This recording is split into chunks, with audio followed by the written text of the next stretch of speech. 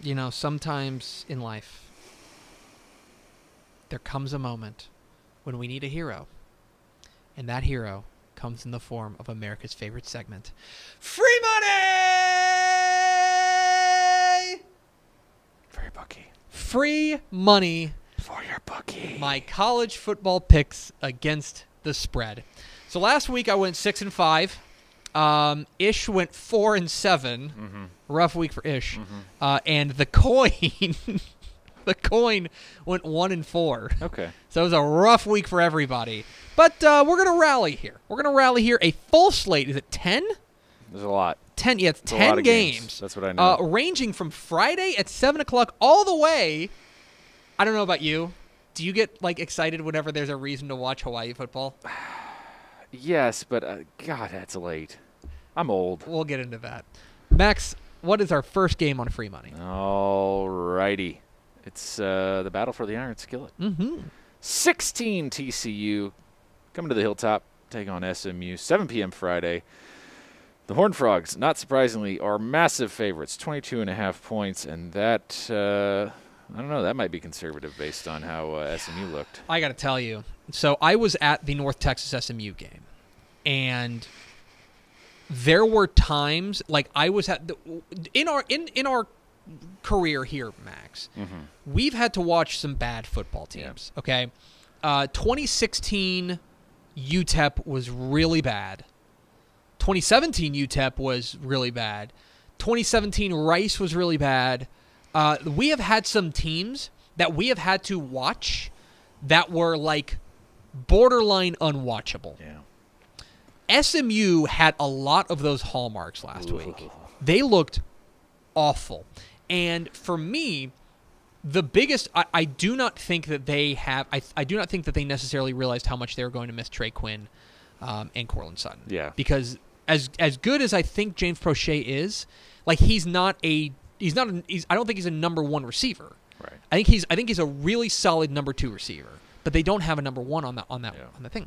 Beyond that, Ben Hicks does not look like he's improved his accuracy. The offensive line was getting shredded by a North Texas defense that is improving, but certainly not a world beater. Still CUSA defense. Yeah. Going up now against TCU, who I don't know how much of that TCU Southern game you watched, and I don't know why you'd watch much of it. It was a bloodbath, but TCU looked like a team that from the get-go was ready for contention. Mm-hmm. They looked every bit the part. I thought Sean Robinson looked really good. I think his legs add another dimension.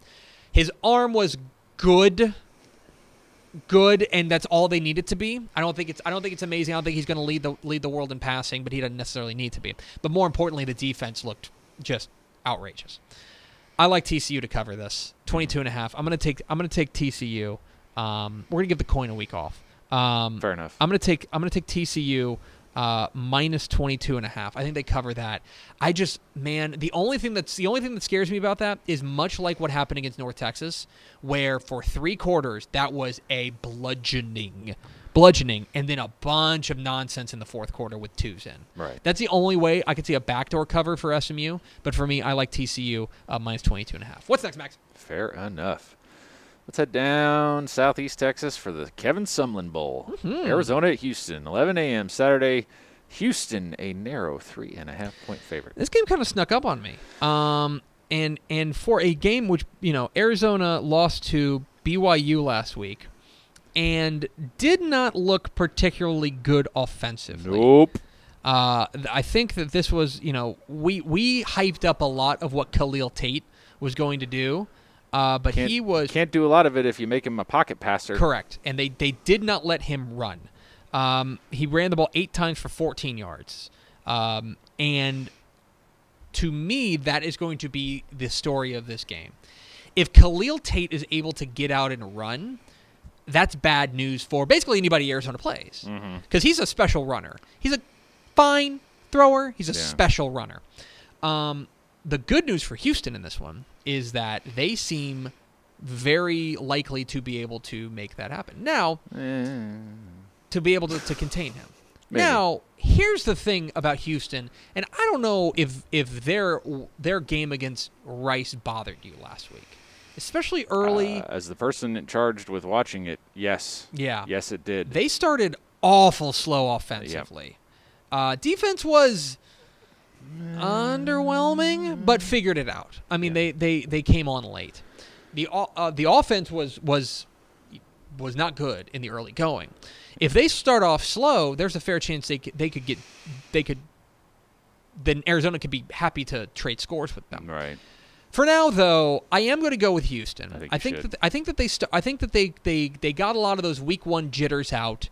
I think that now they understand the toys that they have. I think now they understand exactly what Kendall Priles how he's going to call a game. I like Houston to cover the 3.5. I'm going to take Houston minus 3.5. I think that's the right call. I would say the key thing with the Houston-Rice game was they won the second half 28-3. That's what you expect, and I expect that team to show up in the first half. If that team shows up in the first half, I think they win comfortably. So I'm going to go with UH. What's next, Max? Lamar heading out west. Play Texas Tech, 3 p.m. Saturday. There is no line on the game, as there should not be. Yeah, so this is a get-right game for Tech.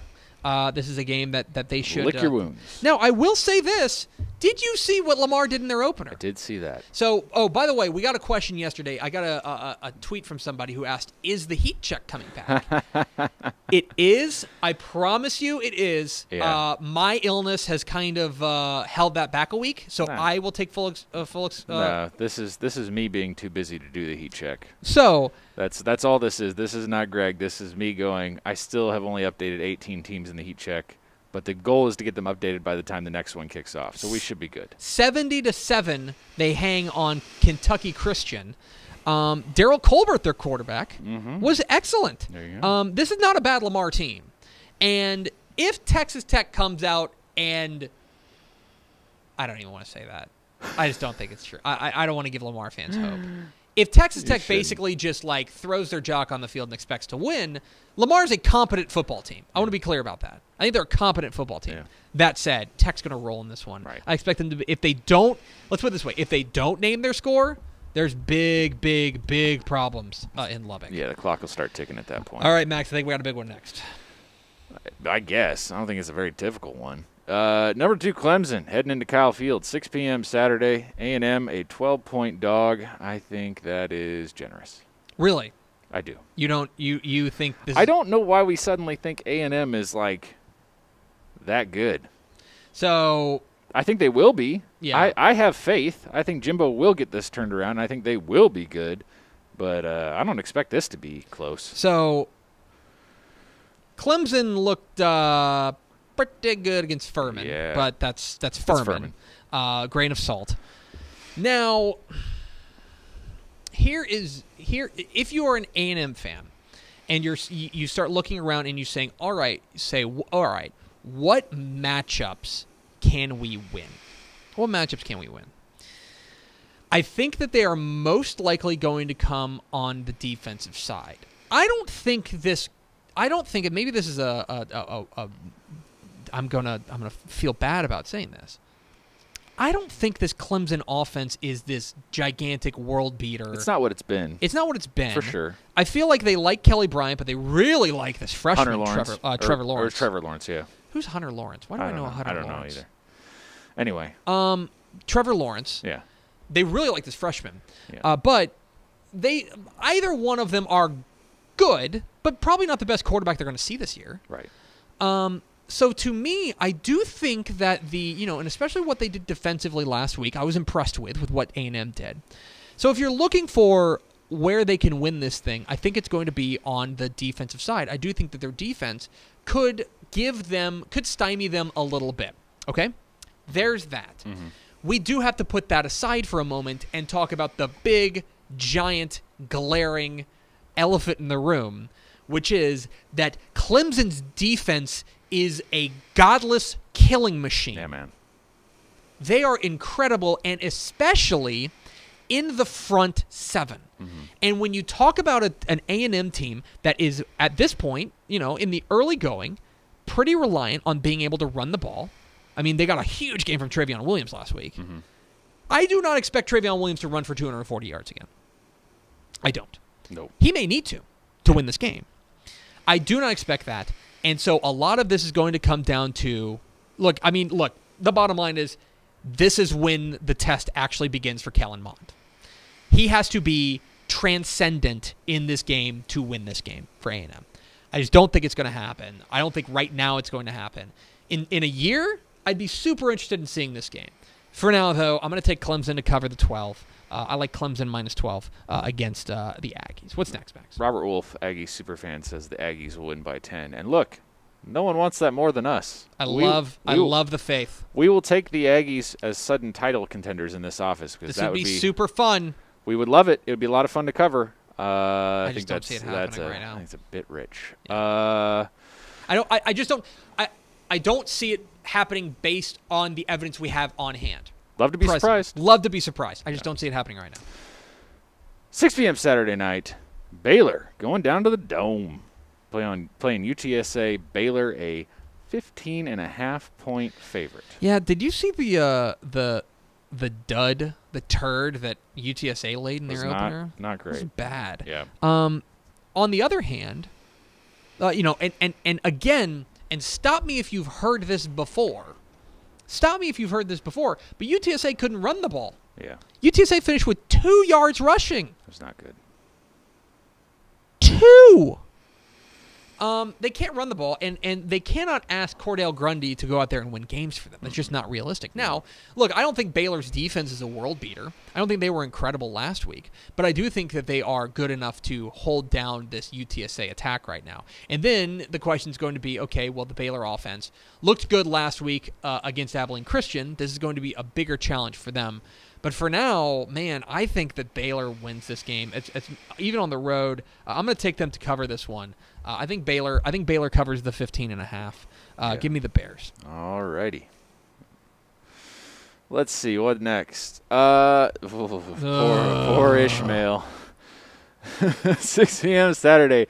Texas Southern coming into San Marcos to take on Texas State. There is no line in this one, but are you a little nervous? I'm a little nervous. I'm a little nervous too. I'm a little nervous. Sorry, So Texas Southern beat UT Permian Basin in their opener, 26-16. And by the way, do you know who had a receiving touchdown that game? I don't. Davian Dixon. Hey, remember him? Yeah, remember him? I do. This is a Texas Southern team that is going to basically they want to throw the ball. They threw for 235 yards last week. Their quarterback Glenn Colliette, I'm probably butchering that, is solid. Look, guys, Texas State better win this game because otherwise things get really, really dark on the Everett Withers timeline. We get into a very dark universe. I'm going to take Texas State to cover. That's really more of my heart than my head. Just to win outright. There's no line. Yeah, I think they're gonna win. Give me Texas State. What's next, Max? Fair enough. Next game. Oh, poor Incarnate Word. Oh, this is going to be... Oh, Incarnate Word goes to North Texas, 6:30 p.m. Saturday, no line. Oh, it's going to be bad. Did you see what Incarnate Word did in week 1? Yes. They lost 62-30 to New Mexico. They scored 30. They scored 30. I've got to tell you that if New Mexico, who I believe is still running the triple option, under Bob Davie. Yeah, like out of the pistol or whatever. Yeah. If they hang 62 on Incarnate Word, oh boy, I shudder to think what Mason Fine is going to do. Yeah. I will take the mean green. Fair enough. What's next, man? Oh boy. We're already it's week 2 and we're already at these games. We're like, oh, what if this goes wrong? Tulsa at Texas, 7 p.m. Saturday night. Texas is a 23-point favorite. And how? I don't know. I mean, and look, I'm gonna say this is PTSD from years of Houston and SMU laying eggs against Tulsa when they should have beat them. But oh boy. Okay, now I want to be clear about this. Tulsa's not very good. No. They squeaked by Central Arkansas last week, 38-27 at home. This is a team that is now they're kind of trying to remake themselves. They're trying to remake themselves as a running team. They ran the ball pretty well, 274 yards last week. They got Shamari Brooks and Corey Taylor Jr. And so Texas had better probably load up and try to stop the run. I don't want to bury Texas. okay? Because I do think that they are better than they showed in their opener against Maryland. I do think they're better, and I think they'll figure some things out. And I think they're going to cover. I think being at home is going to help. I think that there's going to be a lot more things that are normalized for them. I'm going to take Texas. I think that they shake off a lot of cobwebs. I think that they cover this. I think they win this game comfortably. I'm going to say that Texas covers the 23, which is kind of crazy to say considering what they looked like last week. I trust that they are going to figure things out. I trust that last week they are better than what they showed last week. I'm going to take the Longhorns minus 23. What's next? Oh, boy. Yeah, and I should – Brent Holman, veteran, was like, you said PTSD law. I should be clear, sports PTSD. I do not mean to take PTSD lightly. No, exactly. PTSD. I'm a wounded football fan. Yes. I'm sorry. Sports. These teams are so disappointing, Brent. Sports shock. Anyway, 8 p.m. Saturday in fabulous Las Vegas. UTEP taking on UNLV. UTEP is a 23.5-point dog to UNLV. This is the darkest. This timeline. is where we are, people. This is the darkest timeline. So UNLV is going to try to do one thing. They are going to try to run the ball. They ran for 308 yards on USC last week. They've got a dual-threat quarterback in Armani Rogers that they feel pretty good about. Their running back, Lexington Thomas, went over 130 yards last week. On the flip side, if we must talk about UTEP, it was a bad debut for Dana Dimmel, and more importantly, but the thing is that they gave up. There's nothing. It's all bad. It's all bad. It's all bad. They lost by 20 in a game they should never lose. Yeah. The offense just isn't very good, guys. Like, the offense doesn't have an identity. And it's just all bad.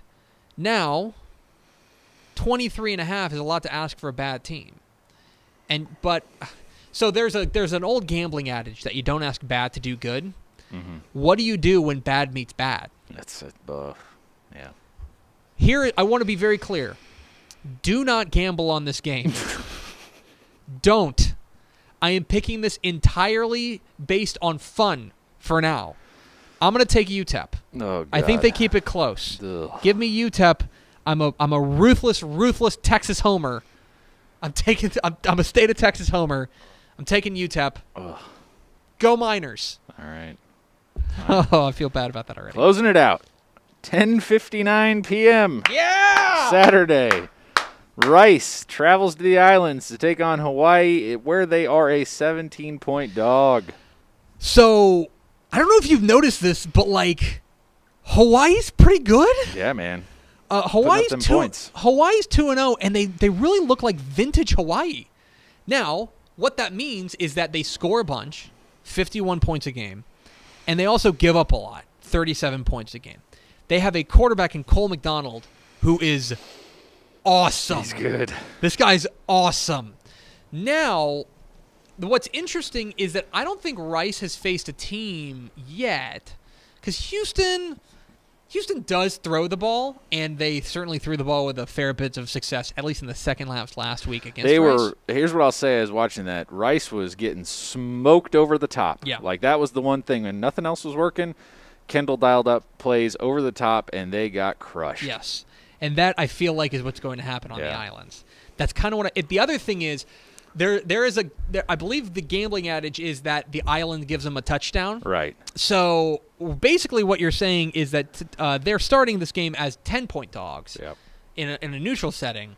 I'm going to say Rice cover, or I'm going to say Hawaii covers this. I think they cover the 17. But if you have not experienced the joy of watching a Hawaii game lately, do yourself a favor and stay up late and watch a little bit. Hawaii is actually my wife's second favorite college football team, because whenever we would be in college, we would come home from the bars and it would be like halftime, and my wife's a college football junkie, so we would watch the Hawaii game. So there you go.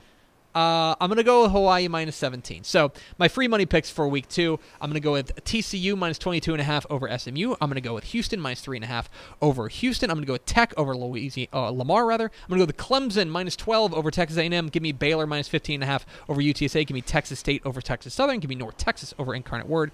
Give me Texas minus 23 over Tulsa. Give me UTEP plus 23.5 over UNLV, because you got to believe in something. And give me Hawaii minus 17 over Rice. A lot of favorites this week. Taking a lot of favorites. Don't feel great about that, but I'm taking a lot of favorites. Those are my free money picks.